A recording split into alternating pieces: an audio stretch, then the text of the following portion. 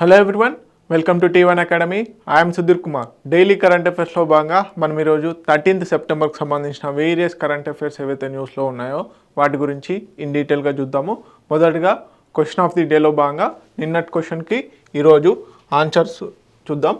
Okay, which campaign did the ICC anvil ahead of the women's world cup 2025? Okay, women's world cup 2025 India and శ్రీలంకలో జరుగుతుంది కదా. So దాంట్లో భాగంగా ఏ campaign unveil చేసింది అంటున్నాడు.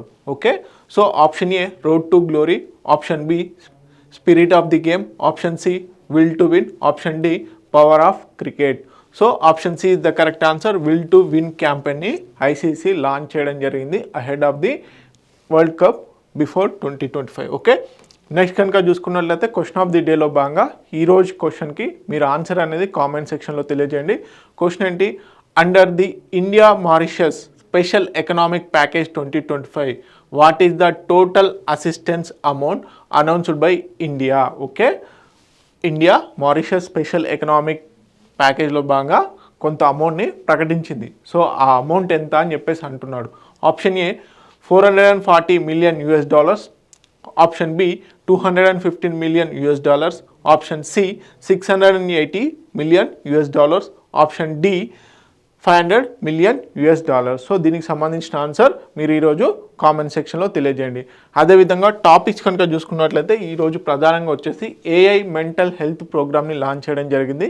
So ఈ ఏఐ మెంటల్ హెల్త్ ప్రోగ్రామ్ దేనికోసము, అదేవిధంగా ఎక్కడ లాంచ్ చేశారు అనేది చూద్దాము. నెక్స్ట్ వచ్చేసి రామ్సార్ వెట్లాండ్ సిటీ అక్రిడియేషన్ అని చెప్పేసి ప్రకటించడం జరిగింది స్వచ్ఛ వాయు సర్వేక్షణలో భాగంగా. సో ఏ సిటీకి వచ్చింది? ఇది వెట్లాండ్ సిటీ అక్రిడియేషన్ అనేది. నెక్స్ట్ వచ్చేసి స్వచ్ఛ వాయు సర్వేక్షణ్ 2025కి సంబంధించిన ర్యాంకింగ్స్ అనేవి ఇవ్వడం జరిగింది. ఆ ర్యాంకింగ్స్ చూద్దాము.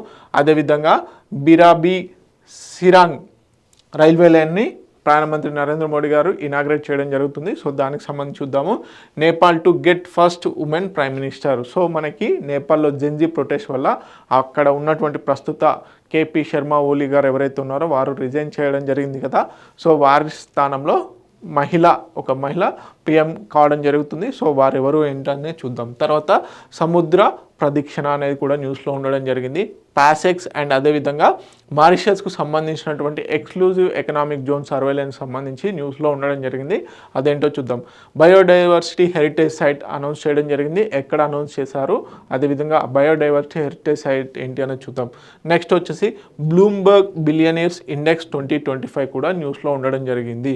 ఓకే, జ్ఞాన్ భారతం పోర్టల్ని ప్రధానమంత్రి నరేంద్ర మోడీ గారు ఇనాగ్రేట్ చేశారు. సో ఈ జ్ఞాన్ భారతం పోర్టల్ దేనికి సంబంధించిందో కూడా చూద్దాం.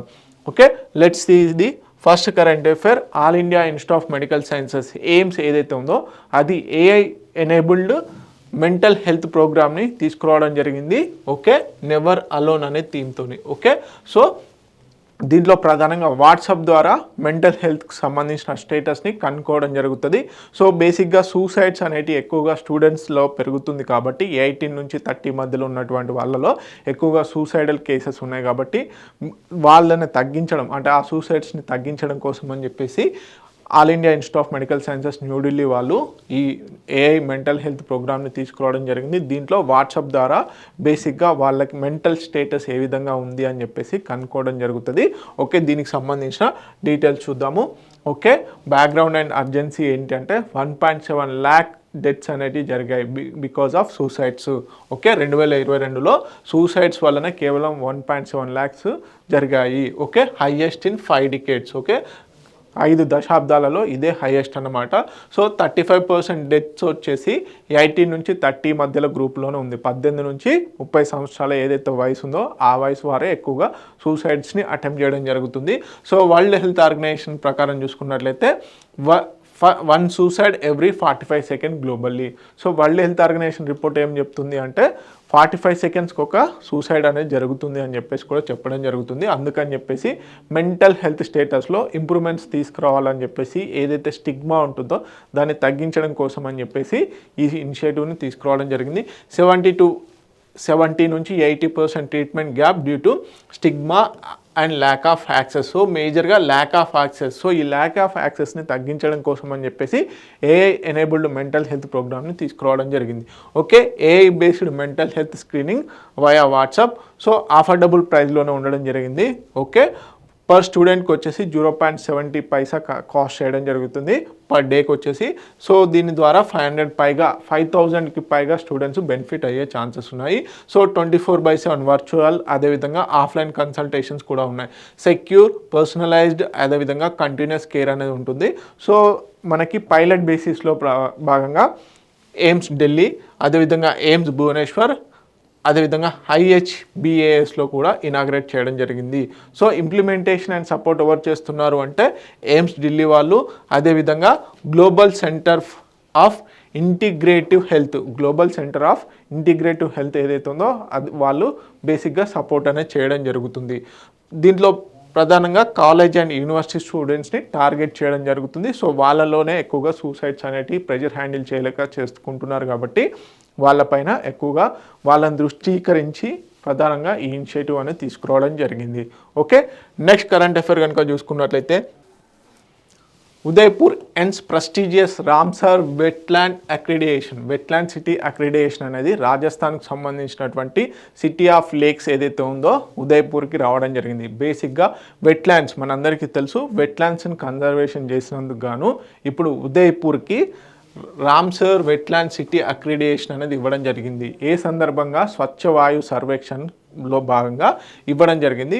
So Udaipur ends prestigious Ramsar wetland city accreditation. Okay, Ramsar wetland సిటీగా రికగ్నైజ్ చేయడం జరిగింది. దీనికి సంబంధించిన డీటెయిల్స్ కనుక చూసుకున్నట్లయితే హానర్డ్ స్వచ్ఛ వాయు సర్వేక్షణ్, అదేవిధంగా wetland cities recognition ceremony by the minister of environment, forest and climate change వాళ్ళు బేసిక్గా ఈ ఆర్గనైజేషన్ చేయడం జరిగింది. ఏంటి, స్వచ్ఛ వాయు సర్వేక్షణ్, అదేవిధంగా వెట్లాండ్ సిటీస్ రికగ్నేషన్ సెరమనీ ఏదైతే ఉందో వీటిలో భాగంగా ఉదయ్పూర్ని రామ్సర్ వెట్లాండ్ సిటీగా రికగ్నైజ్ చేయడం జరిగింది. బేసిక్గా ఏంటి అంటే వెట్లాండ్స్ ఏవైతే ఈ చిత్తడి నేలలు ఉంటాయో వాటిని సంరక్షించినందుకు గాను, బేసిక్గా వాటిని కాపాడినందుకు గాను ఆ సిటీని రికగ్నైజ్ చేయడం జరిగింది. అదేవిధంగా సిటీ ఆఫ్ లేక్స్గా కూడా ఉదయ్పూర్ని పిలవడం జరుగుతుంది. సో రాజస్థాన్లో ఉండడం జరిగింది. సో మనందరికీ తెలుసు వెట్లాండ్స్ యొక్క ఇంపార్టెన్స్. ఇవి natural filters, control floods, absorb pollutants, అదేవిధంగా support biodiversity, cultural and economic value. Okay, so వెట్లాండ్స్ని కిడ్నీ ఆఫ్ ది ఎన్విరాన్మెంట్గా కూడా పిలవడం జరుగుతుంది, కిడ్నీస్ ఆఫ్ ది ఎన్విరాన్మెంట్గా కూడా పిలవడం జరుగుతుంది. సో అలాంటి వెట్లాండ్స్ని ఈ సిటీ ప్రజలు బేసిక్గా సంరక్షిస్తున్నారు కాబట్టి కమ్యూనిటీ లెడ్ మూవ్మెంట్తోని ఇప్పుడు ఉదయ్పూర్ని రామ్సర్ వెట్లాండ్ సిటీగా గుర్తించడం జరిగింది.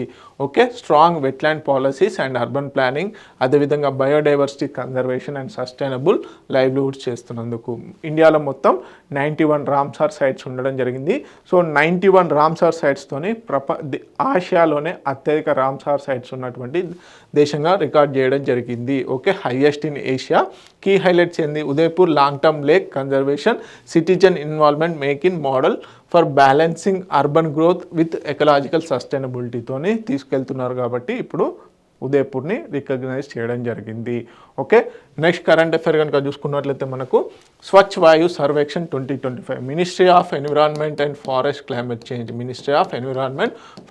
క్లైమేట్ చేంజ్ వాళ్ళు ఈ స్వచ్ఛ వాయు సర్వేక్షణకు సంబంధించినటువంటి ర్యాంకింగ్స్ అనేటివి రిలీజ్ చేయడం జరిగింది. దీంట్లో ఆయా సిటీస్ ఏవైతే నేషనల్ క్లీన్ ఎన్విరాన్మెంట్ ప్రోగ్రామ్ ఏదైతే ఉందో, క్లీన్ ఎయిర్ ప్రోగ్రామ్ ఏదైతే ఉందో దాంట్లో భాగంగా కొన్ని సిటీస్ని గుర్తించడం జరిగింది. ఆ సిటీస్ బేసిక్గా పొల్యూషన్ తగ్గించడం కోసం అని చెప్పేసి, పొల్యూషన్ ఏదైతే కాలుష్యం ఉందో ఆ కాలుష్యాన్ని తగ్గించాలన్న ఉద్దేశంతో ఏవైతే ఎఫర్ట్స్ చేశారో ఆ ఎఫర్ట్స్ను రికగ్నైజ్ చేస్తూ ఆయా సిటీస్కి ఆయా పాపులేషన్ను బట్టి బేసిక్గా ర్యాంకింగ్స్ అనేటివి ఇవ్వడం జరిగింది. సో వాటి గురించి డీటెయిల్గా చూద్దాము. Okay, ranking Indian cities and air quality efforts. So బేసిక్గా ఎయిర్ క్వాలిటీ మెయింటెనెన్స్లో ఏమేమి ఎఫర్ట్స్ చేశారో దాన్ని బేస్ చేసుకొని ర్యాంకింగ్స్ అనేవి ఇవ్వడం జరిగింది. దీంట్లో ఇండోర్ వచ్చేసి టాప్లో ఉంది. ఓకే, మిలియన్ ప్లస్ పాపులేషన్ కేటగిరీలో ఇండోర్ టాప్లో ఉంది.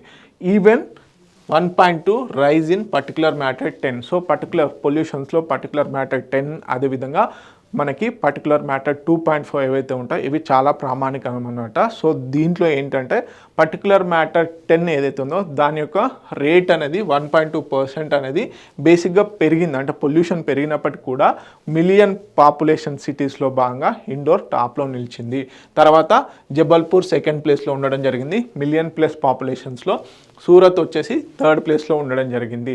మేజర్ మెట్రో సిటీస్ అయినటువంటి ఢిల్లీ, ముంబై, బెంగళూరు, చెన్నై వచ్చేసి ర్యాంక్ లోయర్. ఓకే, అతి తక్కువ ర్యాంక్ను కలిగి ఉండడం జరిగింది. అదేవిధంగా 3 to 10 lakh population, 3 to 10 lakh మధ్యలో అమరావతి ఫస్ట్ ప్లేస్లో ఉండడం జరిగింది. ఝాన్సీ వచ్చేసి సెకండ్ ప్లేస్లో ఉండడం జరిగింది. ఓకే, మొరాదాబాద్ వచ్చేసి థర్డ్ ప్లేస్లో ఉండడం జరిగింది. ఇక్కడ 3 lakhs నుంచి 10 lakhs మధ్యలో పాపులేషన్స్లో. అదేవిధంగా లెస్ దెన్ 3 lakhs కనుక చూసుకున్నట్లయితే దేవాస్ ఫస్ట్ ప్లేస్లో ఉండడం జరిగింది. ఓకే, పర్వాను సెకండ్ ప్లేస్లో ఉండడం జరిగింది. అంగుల్ వచ్చేసి థర్డ్ ప్లేస్లో ఉండడం జరిగింది ఎయిర్ క్వాలిటీలో. అదేవిధంగా పర్టికులర్ మ్యాటర్ ట్రెండ్స్ కనుక చూసుకున్నట్లయితే ఇండోర్ వచ్చేసి 83 microns per meter cube అనేది ఉండడం జరిగింది.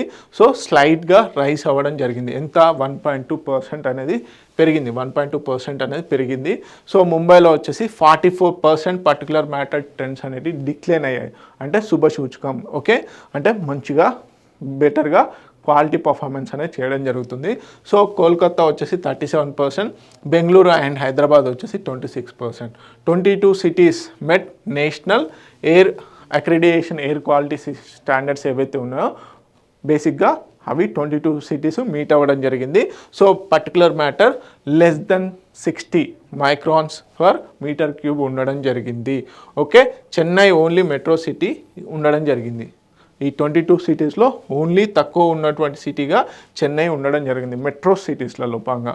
ఓకే, నెక్స్ట్ కనుక చూసుకున్నట్లయితే మొత్తం గవర్నమెంట్ రికగ్నైజ్ చేసినటువంటి నేషనల్ క్లీన్ ఎయిర్ ప్రోగ్రాంలో భాగంగా 130 సిటీస్ని రికగ్నైజ్ చేస్తే దాంట్లో 103 సిటీస్ వచ్చేసి పర్టికులర్ మ్యాటర్ 10ని తగ్గించడం జరిగింది. ఓకే, పర్టికులర్ మ్యాటర్ 10 ఏదైతే ఉందో దాన్ని తగ్గించినటువంటి సిటీస్ ఎన్ని 103 అవుట్ ఆఫ్ 130. అదేవిధంగా 64 సిటీస్ వచ్చేసి గ్రేటర్ దెన్ 20% రిడక్షన్ చేయడం జరిగినాయి. ఓకే, పర్టికులర్ మ్యాటర్ని తగ్గించడం జరిగింది. అదొక కాలుష్య ప్రామాణికం. ఓకే, అదేవిధంగా 40% రిడక్షన్ చేసినటువంటి సిటీస్ వచ్చేసి 25. మొత్తం 130 సిటీస్లో 103 సిటీస్ వచ్చేసి పర్టికులర్ మ్యాటర్ 10 డిక్లైన్ చేయడం జరిగింది. దాంట్లో వచ్చేసి గ్రేటర్ దెన్ 20% డిక్లైన్ చేసినటువంటి ఓకే ఎంత 64 సిటీస్ ఉండడం జరిగింది. అదేవిధంగా గ్రేటర్ దెన్ 40% కనుక చూసుకున్నట్లయితే 25 సిటీస్ బేసిక్గా ఉండడం జరిగింది. సో అదేవిధంగా రామ్సార్ వెట్లాండ్స్ సిటీ రికగ్నేషన్ వచ్చేసి ఉదయ్పూర్ అదేవిధంగా ఇండోర్కి రావడం జరిగింది. సో దీంట్లో ప్రధానంగా ఏక్ పేడ్ మాకే నామ్ అనే ఇనిషియేటివ్ ఉంది కదా, క్యాంపెయిన్ ఉంది కదా, దాంట్లో భాగంగా సెప్టెంబర్ 17 నుంచి అక్టోబర్ 2 మధ్యలో 2025లో 75 crores ట్రీస్ని నాటాలి అని కూడా చెప్పడం జరిగింది. సో ఇంకా ఛాలెంజెస్ ఏంటి, metro city still above the safe limits ఏవైతే ఉన్నాయో వాటికి పైగానే ఉన్నాయి, అంటే సేఫ్ లిమిట్స్లో లేవు అని అర్థము. అదేవిధంగా లో particular matter 10 weighing raises concerns about ranking methodology. Okay, so this is all about Swachh Vayu Sarvekshan. Let's see another current affair. Bairabi Sairang railway line అనేది ప్రధానమంత్రి నరేంద్ర మోడీ గారు ఇనాగ్రేట్ చేశారు. సో దానికి సంబంధించి కనుక చూసుకున్నట్లయితే ఈ బైరాబీ వచ్చేసి మిజోరాంలోని బేసిక్గా అస్సాం బార్డర్లో ఉండడం జరుగుతుంది. సైరాంగ్ ఐజ్వాల్కి దగ్గరగా ఉంటుంది. ఏదైతే మనకి మిజోరాం రాజధాని అయినటువంటి ఐజ్వాల్కి ఫస్ట్ రైల్వే కనెక్షన్ అన్నమాట. నార్త్ ఈస్టర్న్ స్టేట్స్ ఏవైతే ఉన్నాయో మనకి నార్త్ ఈస్ట్ స్టేట్స్ ఏవైతే ఉన్నాయో దాంట్లో కేవలం 4 సిటీస్ వరకు అంటే 4 రాజధానులకు మాత్రమే రైల్వే లైన్ కనెక్టివిటీ అనేది ఉంది ఇప్పటివరకు, ఇంక్లూడింగ్ ఐజ్వాల్తో కలుపుకుంటే. ఓకే, సో ఈ మొత్తం లెంత్ వచ్చేసి 51.838 కిలోమీటర్స్, 5 స్టేషన్స్ అనేటివి ఉండడం జరిగింది. అదేవిధంగా ప్రాజెక్ట్ కాస్ట్ వచ్చేసి 8,000 crores. సో బేసిక్గా నార్త్ ఈస్టర్న్ స్టేట్స్ ఏదైతే ఉందో అది మొత్తం హిల్లీ టెరెన్, అక్కడ కొంచెం రైల్వే అలైన్మెంట్ ఏదైతే ఉందో దానికి ఇబ్బందికరంగా ఉంటుంది. సో ఇప్పుడు ఏదైతే నార్త్ ఈస్టర్న్ యాక్ట్ పాలసీలో భాగంగా అంటే ఇన్ఫ్రాస్ట్రక్చర్ డెవలప్మెంట్ పాలసీలో భాగంగా ఇప్పుడు అన్ని సిటీస్ని కనెక్ట్ చేస్తూ రైల్వే లైన్ని బిల్డ్ చేస్తూ ఉన్నారు. దాంట్లో భాగంగానే ఇప్పుడు ఈ రైల్వే లైన్ అనేది మోడీ గారు ఇనాగ్రేట్ చేశారు. దీంట్లో ప్రధానంగా వచ్చేసి మిజోరాం రాజధాని అయినటువంటి ఐజ్వాల్కి ఫస్ట్ టైం రైల్వే కనెక్టివిటీ అనేది రావడం జరిగింది. సో టోటల్ లెంత్ ఎంత 51 కిలోమీటర్స్, కాస్ట్ వచ్చేసి 8,000 crores. Okay, first ever railway link to the Aizawl, Mizoram capital అయినటువంటి ఐజ్వాల్కి ఇది ఫస్ట్ రైల్వే కనెక్టివిటీ. సో ఎక్కడి నుంచి ఎక్కడికి, బైరాబీ, అస్సాం బార్డర్లో బైరాబీ ఉంది కదా, అక్కడ నుంచి సైరాంగ్, ఇది ఐజ్వాల్కి 20 కిలోమీటర్స్ డిస్టెన్స్లో ఉంటుంది. Okay, fourth north east capital సిటీగా ఇప్పుడు ఐజ్వాల్ బ్రేక్ చేసింది. సో ఇంతకుముందు గౌహతి, అగర్తల, ఈటానగర్లో మాత్రమే బేసిక్గా ఉన్నాయి. అంటే రైల్వే లైన్ కనెక్టివిటీ ఉన్నటువంటి సిటీస్ వచ్చేసి గౌహతి, అగర్తల, ఈటానగర్. ఇప్పుడు ఐజ్వాల్ కూడా చేరిందనమాట. సో దీంతో ట్రావెల్ టైం అనేది, ఫ్లైట్ కాస్ట్ అనేది తగ్గుతుంది, ట్రేడ్, టూరిజం, ఎంప్లాయ్మెంట్ పెరుగుతుంది, north east integration with mainland ఇండియాకి ఎంతగానో దోహదపడుతుంది. ఓకే, నెక్స్ట్ కరెంట్ అఫైర్ కనుక చూసుకున్నట్లయితే నేపాల్కి కొత్త ప్రైమ్ మినిస్టర్గా రావడం జరుగుతుంది, ఇంటరిమ్ ప్రైమ్ మినిస్టర్గా. ఇప్పుడు జెన్జీ ప్రొటెస్ట్ ఏదైతే జరుగుతుందో, సోషల్ మీడియా బ్యాన్స్, అదేవిధంగా నెపో బేబీస్ ట్రెండ్ సిచ్యువేషన్స్లో బేసిక్గా అక్కడ ఉన్నటువంటి ప్రైమ్ మినిస్టర్ కేపీ శర్మ ఓలీ గారు రిజైన్ చేయడం జరిగింది. వారి ప్లేస్లో వచ్చేసి ఇప్పుడు సుశీలా కర్కి గారు బేసిక్గా నేపాల్ ప్రైమ్ మినిస్టర్గా రానున్నారు. సో వీరుతో ఇప్పుడు ఏంటి అంటే నేపాల్కి మొదటి మహిళా ప్రధానమంత్రిగా వీరు రికార్డ్ బ్రేక్ చేయనున్నారు. ఓకే, వీరు నేపాల్కి మొదటి మహిళా ప్రధానమంత్రి ఎవరు, సుశీలా కర్కి గారు. సో వీరి గురించి కనుక చూసినట్లయితే ప్రధానంగా 12 సెప్టెంబర్ 2025 రోజున ఇంటరిమ్ ప్రైమ్ మినిస్టర్గా ప్రమాణ స్వీకారం చేశారు, first women prime minister of Nepal. So Gen Z protest కారణం వల్ల బేసిక్గా కేపీ శర్మ ఓలీ గారు రిజైన్ చేశారు. సో వారి ప్లేస్ని భర్తీ చేస్తూ ఇప్పుడు వీరు రావడం జరిగింది. సో వీరు వచ్చేసి 7th జూన్ 1952 రోజున జన్మించడం జరిగింది. ఓకే, అదేవిధంగా వీరు ఎడ్యుకేషన్ వచ్చేసి బనారస్ హిందూ యూనివర్సిటీ ఏదైతే ఉందో, ఇండియాలో ఉన్నటువంటి బనారస్ హిందూ యూనివర్సిటీలో వీరు చదువుకున్నారు. తర్వాత త్రిభువన్ యూనివర్సిటీ నేపాల్లో కూడా చదవడం జరిగింది. First female chief justice of Nepal, గుర్తుపెట్టుకోండి, female chief justice of Nepal, first female chief justice of నేపాల్గా కూడా వీరికి రికార్డు ఉండడం జరిగింది. 2016 నుంచి 2017 మధ్యలో వీరు సర్వీస్ చేశారు. ప్రధానంగా known for anti corruption and judicial independence. Okay, so వీరి యొక్క రికార్డ్స్ కూడా చాలా ఇంపార్టెంట్. ఓకే, నెక్స్ట్ కనుక చూసుకున్నట్లయితే మనకి సముద్ర ప్రదక్షిణ. ఓకే, ఫస్ట్ వరల్డ్ లెవెల్లో ఫస్ట్ ట్రై సర్వీస్ అంటే నేవీ, ఎయిర్ ఫోర్స్, అదేవిధంగా మనకి army related first tri service sailing అనేది చేయబోతున్నారు ఉమెన్ లెడ్తోని. సో వీరికి సంబంధించిన డీటెయిల్స్ చూద్దాము. Okay, world's first ever tri service all women sailing circumnavigation. Okay, expedition. So showcasing Nari Shakti, women's ఎంపవర్ని చూంచనుంది. సో బేసిక్గా దీనికి సంబంధించి ఆత్మనిర్భర్ భారత్ ఏదైతే ఉందో దాన్ని రిఫ్లెక్ట్ చేస్తూ ఐఎన్ఎస్వి త్రివేణి ఏదైతే ఉందో, ఈ ఐఎన్ఎస్వి త్రివేణిలో బేసిక్గా వీరు ట్రావెల్ చేయనున్నారు. సో మ్యారిటైమ్ డిప్లొమసీలో భాగంగా వీరు ప్రధానంగా వచ్చేసి ఆస్ట్రేలియా, న్యూజిలాండ్, కెనడా, సౌత్ ఆఫ్రికాని విజిట్ చేసి మొత్తం సర్కమ్ నావిగేషన్ చేయనున్నారనమాట. ఓకే, సైంటిఫిక్ కాంట్రిబ్యూషన్ ఏంటి, collaborates with the National Institute of Oceanography to research and microplastic and ocean health మీద కూడా మీరు రీసెర్చ్ చేయనున్నారు. ఓకే, మొత్తంగా కూడా all women tri services sailing అనేది చేయబోతున్నారు. ఓకే, సర్కమ్ నావిగేషన్ అంటే భూమిని ఒకసారి చుట్టి రావడం అనమాట. సో దీంట్లో స్పెషాలిటీస్ ఏంటంటే ప్రధానంగా 10 ఉమెన్ ఆఫీసర్స్ పార్టిసిపేట్ చేయనున్నారు. సో ఈ టీంకి సముద్ర ప్రదక్షిణ ఏదైతే ఉందో దీనికి వచ్చేసి లెఫ్టినెంట్ కల్నల్ అనుజా వరుద్కర్ గారు లీడ్ చేయనున్నారు. Okay, Indian army sailing vessel అయినటువంటి త్రివేణిని యూజ్ చేయనున్నారు. దీంట్లో భాగంగా మొత్తం 26,000 నాటికల్ మైల్స్ 9 నెలల పాటు సేలింగ్ అనేది చేయనున్నారు. ఓకే, సో దీంట్లో ప్రధానంగా చూసుకున్నట్లయితే 3 గ్రేట్ కేప్స్ ఏవైతే ఉన్నాయో, ల్యూవిన్, ఓకే, అదేవిధంగా హార్న్, గుడ్ హోప్ ఏవైతే ఉన్నాయో వీటిని కూడా టచ్ చేయనున్నారు. Okay, world sailing speed record council వాళ్ళు బేసిక్గా రిగరస్ స్టాండర్డ్స్ అనేది మెయింటైన్ చేయనున్నారు. Require sailing over 21,600 nautical miles crossing all longitudes ఏవైతే ఉంటాయో వాటిని క్రాస్ చేసినట్లయితే బేసిక్గా సర్కమ్ నావిగేషన్ కంప్లీట్ అయినట్టు. సో దీంట్లో భాగంగా ఇప్పుడు 26,000 నాటికల్ మైల్స్ టచ్ చేయనున్నారు. ఓకే, లూవిన్ అదేవిధంగా హాన్, గుడ్ హోప్ ఏవైతే ఉన్నాయో వీటిని కూడా విజిట్ చేయనున్నారు. ఓకే, నెక్స్ట్ కరెంట్ అఫైర్ కనుక చూసుకున్నట్లయితే మనకి పాసెక్స్ అదేవిధంగా ఎక్స్క్లూజివ్ ఎకనామిక్ జోన్స్ ఏదైతే మారిషస్కి సంబంధించినటువంటి ఎక్స్క్లూజివ్ ఎకనామిక్ జోన్స్లో సర్వే చేయనున్నారు, సర్వేలెన్స్. సో పాసెక్స్ వచ్చేసి ఇండియా అదేవిధంగా ప్రధానంగా ఫ్రెంచ్ నావీ ఏదైతే ఉందో మధ్యలో జరగనున్నటువంటి ఈ పాసెక్స్ ఎక్సర్సైజ్లో ఏవేవి పార్టిసిపేట్ చేస్తున్నాయి ఇండియా నుంచి, అదేవిధంగా ఎక్స్క్లూజివ్ ఎకనామిక్ జోన్స్ మారిషస్కి సంబంధించినటువంటి ఎక్స్క్లూజివ్ ఎకనామిక్ జోన్స్ ఏవైతే ఉన్నాయో వాటిలో కూడా సర్వేలెన్స్ అనేది చేయనున్నారు. ఓకే, సో దీనికి సంబంధించిన డీటెయిల్స్ చూద్దాము. India navies first training squadron ఏదైతే ఉందో లాంగ్ రేంజ్ డిప్లాయ్మెంట్కి వెళ్ళింది. సో దీంట్లో భాగంగా ఐఎన్ఎస్ తీర్ అదేవిధంగా ICGS సారథి, INS Shardul conducted long range training deployment అనేది చేయబోతున్నారు. దీంట్లో భాగంగా పాసెక్స్ ఎక్సర్సైజ్ ఏదైతే ఉందో దాంట్లో INS తీర్ అండ్ అదేవిధంగా ICGS Sarathi participated in a passage exercise with the French Navy. Okay, so discussion focused on regional security, strengthening the naval partnership between India and France. Okay, this is PASEX. PASEX వచ్చేసి మనకి French మధ్యలో అదేవిధంగా Indian navy మధ్యలో నిర్వహించడం జరుగుతుంది. ఎక్కడ మనకి Mauritius దగ్గర. సో దీంట్లో పార్టిసిపేట్ చేసినటువంటి ఇండియన్ నావల్ షిప్స్ ఏంటి అంటే INS తీర్ అదేవిధంగా ICGS Sarathi.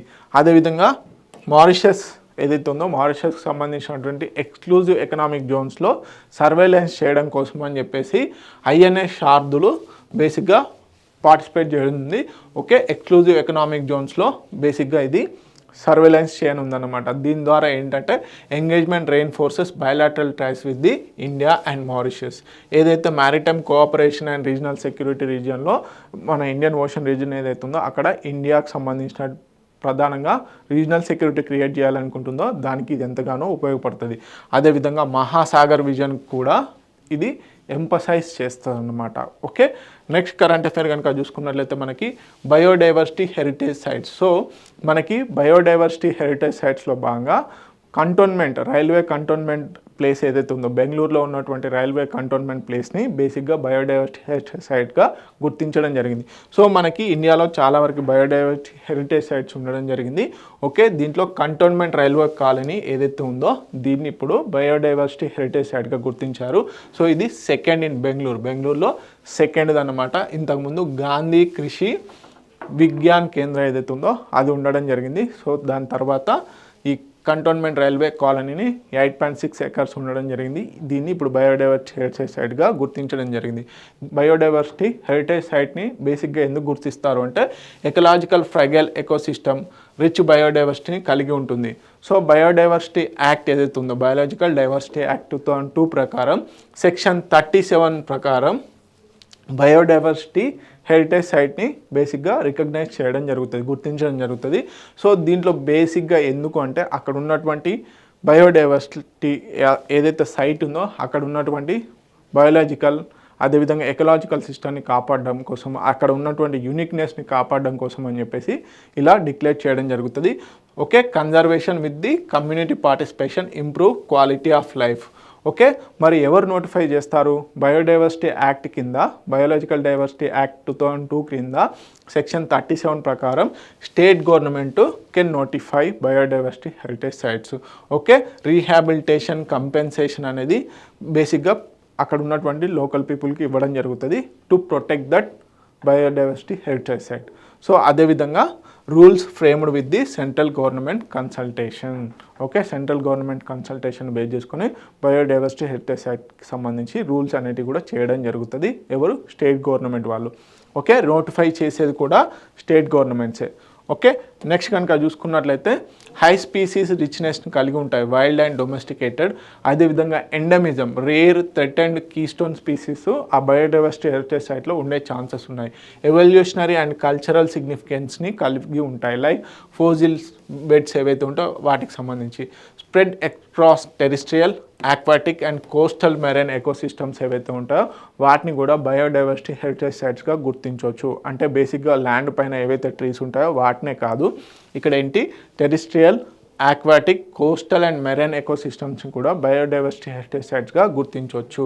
Okay, do not restrict local practices, only voluntary changes మాత్రమే ఉంటాయి. ఒకవేళ బయోడైవర్సిటీ హెరిటేజ్ సైట్స్ కింద ఏమైనా లోకల్ ప్రాక్టీసెస్ ఉంటాయో వాటిని రిస్ట్రిక్ట్ చేయకూడదు, కాకపోతే వాలంటరీ బేస్లో చేంజెస్ అనేటివి చేయవచ్చు అనమాట. అంటే బేసిక్గా మనకు నేషనల్ పార్క్స్ కానీ అదేవిధంగా వైల్డ్ లైఫ్ శాంక్చురీస్గా డిక్లేర్ చేసినప్పుడు అక్కడ లైక్ ఫార్మింగ్ కానీ ఇలాంటి కోర్ ఏరియాలో ఫార్మింగ్ ఇలాంటివి కూడా యాక్సెప్ట్ చేయరు.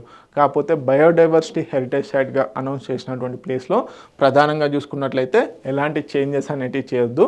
కాకపోతే చేంజెస్ వాలంటరీగా అక్కడ ఉన్నటువంటి కమ్యూనిటీ వాళ్ళే వాలంటరీగా అంటే వాళ్ళంతటా వాళ్ళే చేంజెస్ అనేటివి చేసుకోవచ్చు. అదేవిధంగా ఇండియాలో ఫస్ట్ బయోడైవర్సిటీ హెరిటేజ్ సైట్ వచ్చేసి మనకి నల్లూర్ టామరిన్ గ్రోవ్ ఏదైతే ఉందో బెంగళూరు దగ్గర, ఓకే, దాన్ని ఫస్ట్ బయోడైవర్సిటీ హెరిటేజ్ సైట్గా గుర్తించడం జరిగింది. ఇండియాలో ఫస్ట్ బయోడైవర్సిటీ హెరిటేజ్ సైట్ వచ్చేసి నల్లూర్ టామరిన్ గ్రోవ్. ఓకే, నెక్స్ట్ కనుక చూసుకున్నట్లయితే Bloomberg billionaires index 2025. So Bloomberg billionaires index 2025 ప్రకారం ప్రపంచంలోని ధనవంతుల లిస్ట్ ప్రకారం ఎలాన్ మస్క్ గారు ఫస్ట్ ప్లేస్లో ఉండడం జరిగింది. కాకపోతే నిన్న ఒక్కరోజు జరిగినటువంటి ట్రేడింగ్ వల్ల ఒరాకిల్కి సంబంధించినటువంటి ఎవరైతే CEO ఉన్నారో, సో బేసిక్గా ఫౌండర్ ఎవరైతే ఉన్నారో వారు జస్ట్లో ఫస్ట్ ప్లేస్ అనేది మిస్ అవ్వడం జరిగింది. ఓకే, సో దానికి సంబంధించిన డీటెయిల్ చూద్దాం. Okay, Larry Ellison garu second ప్లేస్లో ఉన్నారండి. ఓకే, 383 బిలియన్స్తోని, okay, $89 billion single day record అనేది చేయడం జరిగింది. ఓకే, సో అదేవిధంగా ఎలాన్ మస్క్ గారు ఫస్ట్ ప్లేస్లో ఉన్నారు జస్ట్ $1 బిలియన్ తోని. బేసిక్గా Larry Ellison garu first place అనేది లేకపోయారు. ఇప్పుడైతే ప్రస్తుతానికి Elon Musk SpaceX Tesla స్థాపించినటువంటి ఎలాన్ మస్క్ గారు ఫస్ట్ ప్లేస్లో ఉన్నారు $384 బిలియన్ తోటి. ఓకే, రిచెస్ట్ మ్యాన్గా వీరు 16 మంత్స్ నుంచి వారే టాప్లో ఉండడం జరుగుతుంది. ఓకే, లారీ ఎలిసన్ గారు వచ్చేసి సెకండ్ ప్లేస్లో ఉన్నారు $383 బిలియన్ తోని. ఓకే, వీరు ఒరాకిల్ ఫౌండర్. అదేవిధంగా ఫేస్బుక్ మెటా ఎవరైతే ఉన్నారో మార్క్ జుకర్బర్గ్ థర్డ్ ప్లేస్లో ఉండడం జరిగింది. జెఫ్ బెజోస్ అమెజాన్ ఫోర్త్ ప్లేస్లో ఉండడం జరిగింది. Larry Page fifth place. అదేవిధంగా సెర్గీ బ్రిమ్ వచ్చేసి సిక్స్త్ ప్లేస్. స్టీవ్ బాల్మర్ వచ్చేసి సెవెంత్ ప్లేస్లో ఉండడం జరిగింది. ఇండియా నుంచి ముఖేష్ అంబానీ గారు టాప్లో ఉండడం జరిగింది. అదేవిధంగా వరల్డ్ ర్యాంకింగ్స్లో వచ్చేసి 18th ప్లేస్లో ఉండడం జరిగింది. గౌతమ్ అదానీ 21st ప్లేస్లో ఉండడం జరిగింది. ఓకే, గ్లోబల్గా. నెక్స్ట్ వచ్చేసి మనకి పిఎం మోడీ గారు జ్ఞాన్ భారతం పోర్టల్ని లాంచ్ చేయడం జరిగింది. సో ఈ జ్ఞాన్ భారతం పోర్టల్ యొక్క మెయిన్ ఇంటెన్షన్ ఏంటంటే మన యాన్షియంట్ మనుస్క్రిప్ట్స్ ఏవైతే ఉన్నాయో ఆ యాన్షియంట్ మనుస్క్రిప్ట్స్ని డిజిటలైజ్ చేయడమే ఈ జ్ఞాన్ భారతం యొక్క మెయిన్ ఇంటెన్షన్ అనమాట. అంటే డిజిటలైజేషన్ చేస్తారు. సో దీంట్లో భాగంగానే ఈ పోర్టల్ని లాంచ్ చేయడం జరిగింది. ఓకే, జ్ఞాన్ భారతంని. ఓకే, పిఎం నరేంద్ర మోడీ గారు ఎప్పుడు 12th సెప్టెంబర్ రోజున విజ్ఞాన్ భవన్ న్యూఢిల్లీలో. ఆర్గనైజర్ ఎవరు? Ministry of culture. దీంట్లో భాగంగా international conference on reclaiming India's knowledge legacy through manuscript heritage. So దీంట్లో ఏంటి, ప్రధానంగా ఏవైతే మనుస్క్రిప్ట్స్ ఉన్నాయో వాటిని డిజిటలైజ్ చేసి పబ్లిక్ యాక్సెస్లోకి తీసుకురావాలని, ఓపెన్ సోర్స్గా తీసుకురావాలనేది దీని యొక్క ముఖ్య ఉద్దేశం. నేషనల్ ఎడ్యుకేషన్ పాలసీ 2020 ఎడ్యుకేషన్ గోల్స్కి ఇది ఎంతగానో ఉపయోగపడుతుంది. అదేవిధంగా వికసిత్ భారత్ 2047 కల్లా ఇండియా డెవలప్డ్ నేషన్గా చూడాలనుకుంటున్నాం కదా, దానికి కూడా ఎంతగానో ఉపయోగపడుతుంది. అదేవిధంగా cultural revival and global soft పవర్కి కూడా ఎంతగానో ఉపయోగపడుతుంది. నెక్స్ట్ కనుక చూసుకున్నట్లయితే దీంట్లో ఈ పోర్టల్లో ప్రధానంగా డిజిటైజేషన్ అండ్ ప్రిజర్వేషన్ అనేది చేయడం జరుగుతుంది. ఏవైతే మనుస్క్రిప్ట్స్ ఉన్నాయో వాటిని డిజిటలైజ్ చేయడము, అదేవిధంగా ప్రిజర్వేషన్ కూడా చేయడం జరుగుతుంది. నేషనల్ డిజిటల్ రిపాజిటరీని మెయింటైన్ చేయడం జరుగుతుంది ఫర్ ఓపెన్ యాక్సెస్ కోసం. AI డ్రివెన్ టూల్స్ అనేవి మెన్షన్ చేయడం జరుగుతుంది. Search, translation and annotation, research and publication support, బేసిక్గా capacity building for scholars and conservation, public participation, global collaborations for best ప్రాక్టీసెస్కి ఈ జ్ఞాన్ భారతం పోర్టల్ ఎంతగానో ఉపయోగపడుతుంది అన్నమాట. ఓకే, ఇవన్నీ ఇంపార్టెంట్ కరెంట్ అఫైర్స్. మరిన్ని ఇంపార్టెంట్ కరెంట్ అఫైర్స్ కోసం T1 అకాడమీ యూట్యూబ్ ఛానల్ని సబ్స్క్రైబ్ చేసుకోండి. Thank you so much.